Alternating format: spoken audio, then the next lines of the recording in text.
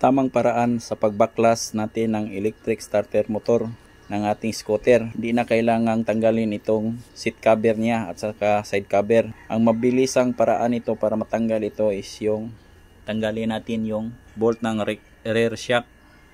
Tanggal ito. Tapos ito na, itong bilipan. Tanggalin natin, tapos merong bolt yan.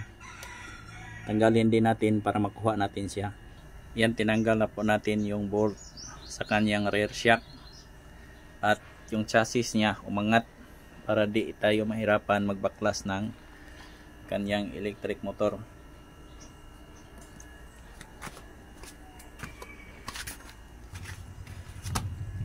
Yan, at mabilis ring tanggalin itong bilipan cover niya. May 3 bolt ito, isa, dalawa, yung isa dito 3. At yan, tanggal na siya. Sunod nating baklasin itong airbox. May 3 bolts po ito, isa dito, dito sa kabila 2, yan, dito isa, saka dito isa, para maangat natin ito. Yan, ganyan nito.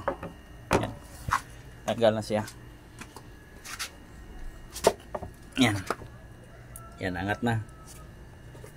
Tapos may 2 bolt, 2 allen bolt sa kanyang electric motor para mabaklas natin ito. Yung 2 ating tanggalin. Yan, natanggal na po natin yung 2 bolt dito sa kanyang starter motor. At pwede na natin itong baklasin. Yan. Ito na po siya. Ito yung kanyang starter motor.